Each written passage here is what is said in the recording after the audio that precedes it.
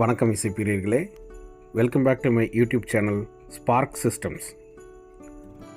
ரொம்ப நாளாக எல்லோரும் டேக் கேட்டுட்டு இருந்தாங்க. இன்றைக்கி ஒரு நல்ல பிராண்ட்லேருந்து நல்ல ஒரு டேக் வந்திருக்கு. Latest running model. இது கேம்பிரிட்ஜ் ஆடியோ. மாடல் நம்பர் பார்த்திங்கன்னா டேக் மேஜிக் 200M. இது வந்து ஷோரூம் பீஸு, சிங்கப்பூர்லேருந்து எடுத்திருக்கோம். இது ஒரு 24 பிட்டு 768 kHz சப்போர்ட் பண்ணக்கூடிய ஒரு DAC, digital to analog converter. இதில் என்ன சிப் யூஸ் பண்ணியிருக்காங்கன்னா ESS சப்ரி டேக் யூஸ் பண்ணியிருக்காங்க. அந்த ESS சிப்போட மாடல் ES9028Q2M. ஆக்சுவலாக எல்லா டேக்லேயும் ஒரு சிப்பை யூஸ் பண்ணியிருப்பாங்க. இதில் வந்து 2 டேக் யூஸ் பண்ணியிருக்காங்க, டியூல் டேக். ஆக்சுவலாக இதுக்கு 2 யூஸ் பண்ணியிருக்காங்கன்னா உங்களுக்கு ஸ்டீரியோ செப்பரேஷன் பக்கா கிளாரிட்டியாக இருக்கும். கிராஸ் டாக் எதுவும் இருக்காது, ஸ்டன்னிங் டீட்டெயில்ஸ் இருக்கும்.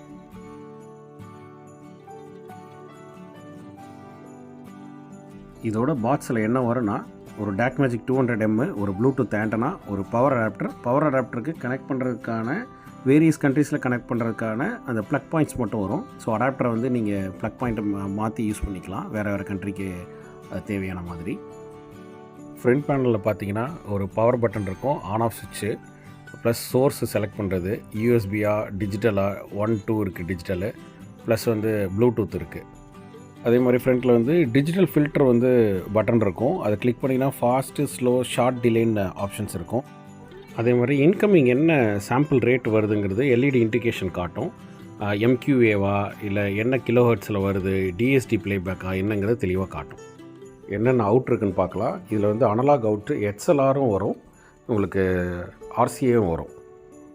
RCA பார்த்திங்கன்னா அன்பேலன்ஸ்ட் அவுட்டு, XLRல பார்த்திங்கன்னா பேலன்ஸ்ட் அவுட்புட் வரும். 2 டிஜிட்டல் இன்னு, அதாவது ஒரு ஆப்டிக்கல், ஒரு கோஆக்சியல், அது D1ல் வரும். D2லேயும் அதே மாதிரி ஒரு ஆப்டிக்கல், ஒரு கோஆக்சியல் வரும்.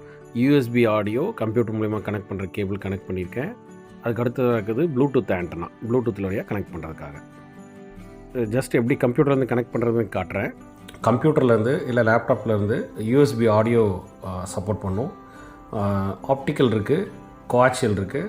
So digital to analog converter நல்ல ஹை குவாலிட்டியில் வேணுங்கிறவங்களுக்கு இதை சஜஸ்ட் பண்ணுறேன். இதை வேணுங்கிற விருப்பம் இருக்கவங்க நம்மளுக்கு கால் பண்ணி கேளுங்க.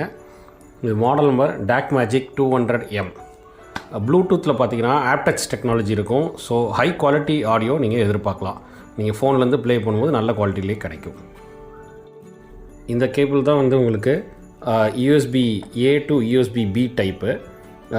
இது வந்து கம்ப்யூட்டர்லேருந்து லேப்டாப்லேருந்து நீங்கள் டேக்குக்கு கனெக்ஷன் பண்ணுற கேபிள்.